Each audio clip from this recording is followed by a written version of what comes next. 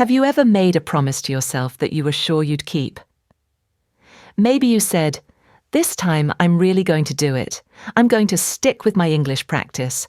I'm going to be consistent, no matter what."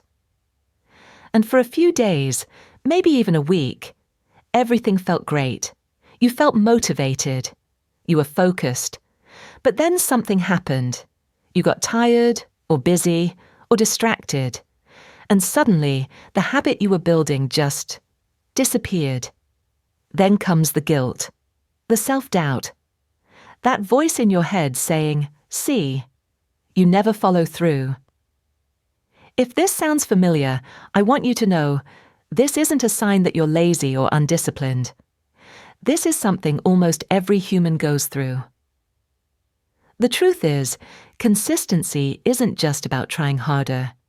It's about understanding how we function, our routines, our mindset, even our environment. In this episode, we're going to break down the real reasons consistency feels so difficult.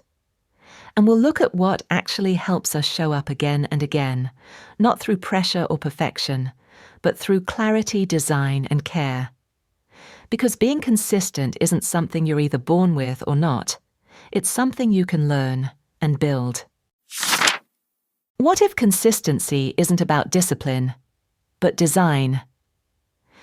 We're often told that the key to being consistent is discipline. You just have to want it more, or push through, or get serious. But let's pause and be honest. How often has that mindset actually worked long-term? Because what most of us discover is this: willpower alone is not enough.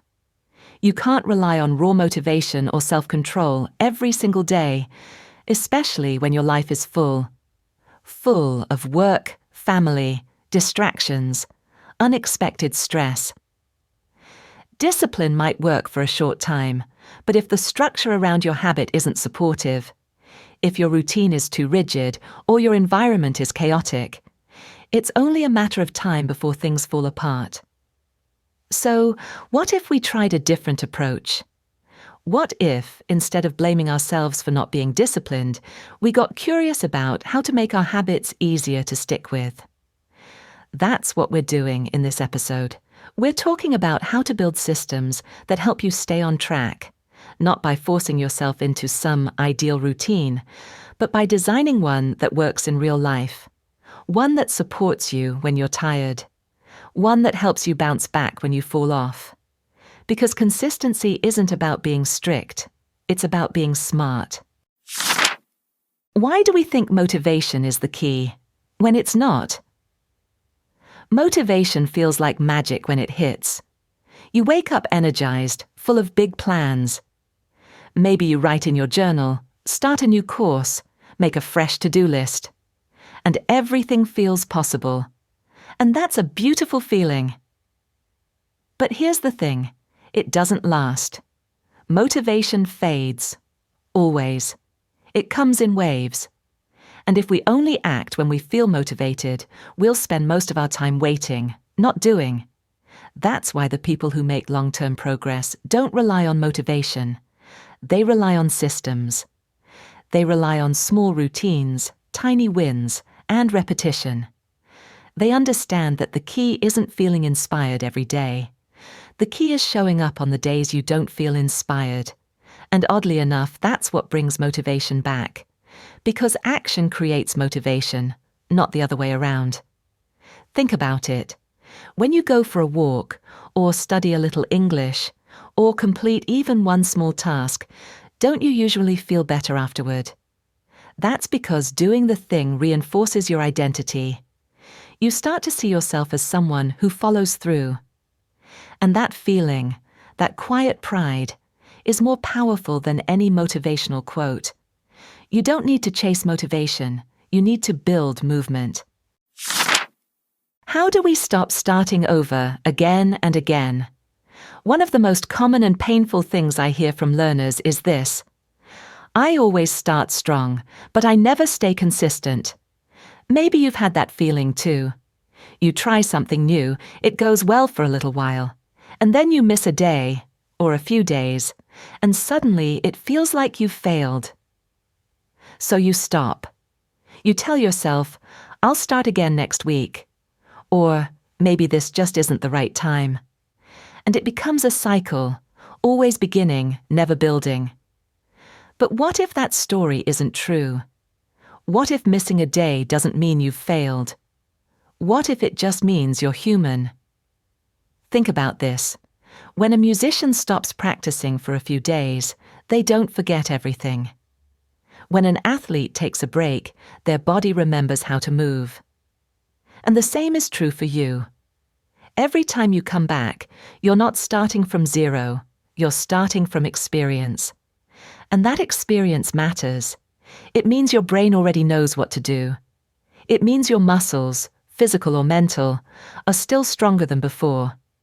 So instead of judging yourself for stopping, start practicing the art of returning. That's the real key. Not staying on the path perfectly, but knowing how to get back on it gently. What's the difference between being consistent and being perfect? So many people give up on their goals, not because they don't care, but because they think they're doing it wrong. One missed day, and suddenly the whole plan feels ruined. But here's what I want you to remember. Consistency is not the same as perfection. Not even close. In fact, perfection often kills consistency. When we expect ourselves to do everything perfectly, to always be on time, always do the full routine, never feel tired or distracted, we set ourselves up for failure. Because perfection isn't sustainable. Life doesn't work like that. Real consistency, the kind that lasts months or years, is built on flexibility. It allows for mistakes. It makes room for breaks. It understands that being human means having ups and downs. And here's something powerful. The people you admire, the ones who seem so disciplined, they mess up too. They skip workouts. They miss study days. They have low-energy weeks. The difference is, they don't quit just because it's not perfect. They adjust, they restart, they keep showing up, even imperfectly. And that's what builds real momentum. You don't need to be perfect to be consistent. You just need to keep coming back. How can we build habits that feel natural, not forced? Let's be honest. A lot of the habits we try to build feel like chores. Maybe you've said, ugh, I have to study today, or I should really do some English practice, but I don't feel like it. That mindset makes it so much harder to be consistent. So let's flip the script. What if we stopped forcing habits and started designing them to feel good? One of the best ways to do that is to start small. Smaller than you think. Instead of setting big dramatic goals, choose habits that feel light. So light that you almost can't say no. Want to build a reading habit? Start with one paragraph. Want to journal? Start with one sentence. These tiny actions might seem silly, but they lower the barrier to entry. And here's the magic. Once you start, it's easier to keep going. Many times, 1 minute becomes 5. 5 becomes 10. And before you know it, you've built a rhythm that doesn't feel forced. It feels natural. This is how habits stick. Not through pressure, but through pleasure. When something is simple, satisfying and doable, it becomes part of your identity. You stop thinking, I have to do this, and start thinking, this is just what I do. Why is self-trust the foundation of consistency? Let's go deeper for a minute. Underneath every habit we try to build, there's a question we're asking ourselves, even if we don't realize it. That question is, can I trust myself to do what I say I'll do? And for many people, the honest answer is, I'm not sure. Because we've all made promises to ourselves and broken them. We've all said, tomorrow I'll start, or this time will be different. And then it wasn't. So how do we rebuild that self-trust? How do we go from doubt to belief? The answer is small wins. Micro-promises. Things you can say and do, not someday, but today. When you set a small goal and follow through, you're sending yourself a message: I can count on me. And that message matters. It builds identity. It builds pride. Over time, you stop seeing consistency as something you're chasing and start seeing it as something you already have. You become the kind of person who follows through, not just with English, but with everything. And that kind of trust, it changes everything. Because when you believe in yourself, you show up, even when it's hard. What role does environment play in staying consistent? We often focus so much on what we need to do, our goals, our routines, our habits, that we forget to look at where we're doing it. But your environment shapes your behavior more than your willpower does. Let me explain.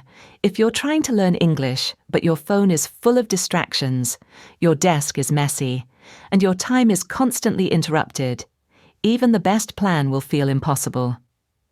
You'll start strong, but get pulled in 100 directions. On the other hand, if you take just a little time to design your environment, to make your habit visible, easy, and attractive, everything becomes simpler. Put your English book where you'll see it. Set your app on your home screen. Keep a glass of water by your notebook. These tiny tweaks signal to your brain, this matters. And when the environment supports the habit becomes automatic. You don't have to fight with yourself, you just do it. So don't underestimate your space. A few small changes can turn a habit from a struggle into a natural part of your day. How do we stay consistent when life gets messy? Let's talk about real life, because even the best routines can fall apart when life gets chaotic. Maybe you get sick, or your job gets stressful, or your family needs more of your time. So how do you keep your habits going when everything else feels unstable? The answer isn't pushing harder, it's adjusting smarter. This is where the idea of minimum versions of your habit becomes powerful. What's the smallest, simplest version of your routine that you can still do, even on a rough day? If you normally practice English for 30 minutes, maybe your minimum is just 5, or even 1. The point isn't to make big progress.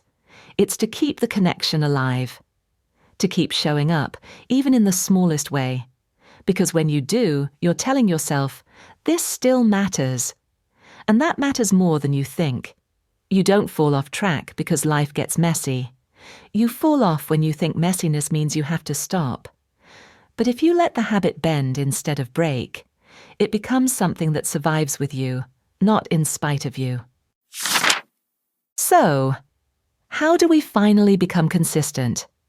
Let's bring everything we've talked about into one clear, honest message. Becoming consistent isn't about having superpowers. It's not about becoming a different person, or waking up at 5 a.m., or being perfect every single day. It's about knowing yourself, working with your natural rhythm, building small, flexible habits that grow slowly and grow strong. It's about designing your environment, setting realistic expectations, and being kind to yourself when you fall off. And most of all, it's about learning how to return. Again and again. With gentleness. With trust. With belief in your future self. Because you don't need to do everything all at once. You just need to keep going. One small action, one honest effort, one more day of showing up. That's how consistency is built. And if you take nothing else from this episode, remember this: you are not someone who gives up. You are someone who is learning how to stay. And you are already doing better than you think.